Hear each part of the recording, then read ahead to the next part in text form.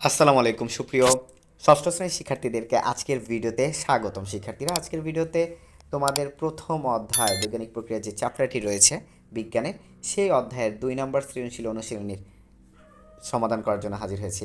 যারা যারা আরটিইচে প্রথম এসেছো তারা অবশ্যই চ্যানেলটিকে সাবস্ক্রাইব করে পাশে থাকা বেল আইকনটি বাজিয়ে দাও।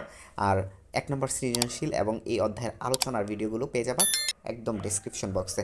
শিক্ষার্থীরা, আর কথা না বাড়িয়ে চলো সরাসরি ক্লাসটিতে চলে যাই।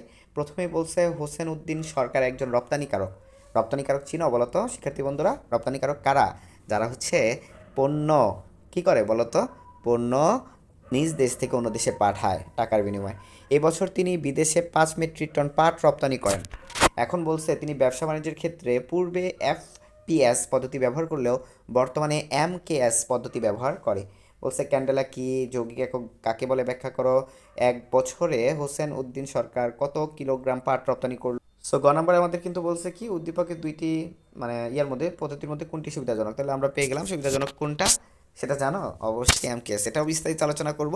চলো আমরা ক দেখি। ক্যান্ডেলা হলো আন্তর্জাতিক পদ্ধতিতে আলোর ঔজ্জ্বল্যের একক। বলো কি আলোর ঔজ্জ্বল্যের একক? খতে বলছে যৌগিক একক কি ব্যাখ্যা করো। এই যে এখানে ব্যাখ্যা করে দিবা সুন্দরভাবে। কোনো কোনো রাশি পরিমাপ করার ক্ষেত্রে কেবল একটি একক দ্বারা এর পরিমাপ প্রকাশ করা যায় না, 2 বা ততোধিক এককের সমন্বয় দরকার হয়। এই সমন্বিত এককটি হলো যৌগিক বা লব্ধ একক। যেমন ক্ষেত্রফলের একক হলো দৈর্ঘ্য ও প্রস্থের এককের গুণফল, তাই ক্ষেত্রফল হলো যৌগিক একক। আরও তোমরা আয়তনের এককের উদাহরণটা দিয়ে দিতে পারো। গতে বলছে এই বছর হোসেন উদ্দিন সরকার কত কিলোগ্রাম পাট রপ্তানি করলো। ভাই দেখো, আমরা এখানে লিখবো খুব ছোট একটা অঙ্ক। সো ফার্স্টে লিখবো উদ্দীপকে বর্ণিত হোসেন উদ্দিন সরকার কর্তৃক রপ্তানিকৃত পাটের পরিমাণ 5 মেট্রিক টন।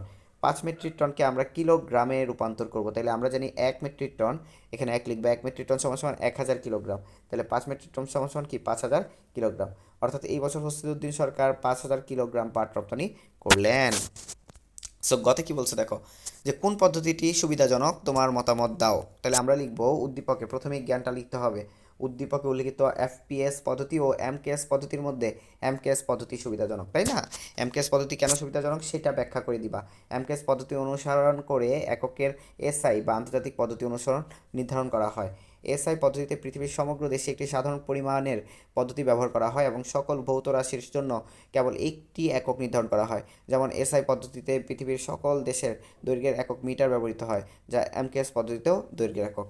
অন্যদিকে এফপিএস পদ্ধতি নির্দিষ্ট কতগুলো দেশের ব্যবহৃত একক, তাই একক ব্যবহার করে দেশে বিদেশে ব্যবসা বাণিজ্য করার ক্ষেত্রে নানা অসুবিধার সৃষ্টি হয়। এই কারণে এমকেএস পদ্ধতি সুবিধাজনক। সো ব্যাখ্যা করে দিবে। আরেকটু যদি ব্যাখ্যা করতে পারো যে সকলের কাছে গ্রহণযোগ্য এটা সেটা দিয়ে ব্যাখ্যা ট্যাখ্যা করতে পারলে আরও সুন্দরভাবে করে দিবা। আজকের মতো আল্লাহ হাফেজ। সবাই দেখছিলে আজকে হচ্ছে তোমাদের 2 নম্বর সৃজনশীলের সমাধান। নেক্সট ভিডিওতে দেখা হবে। সবাই ভালো থাকো, সুস্থ থাকো। আসসালামু আলাইকুম।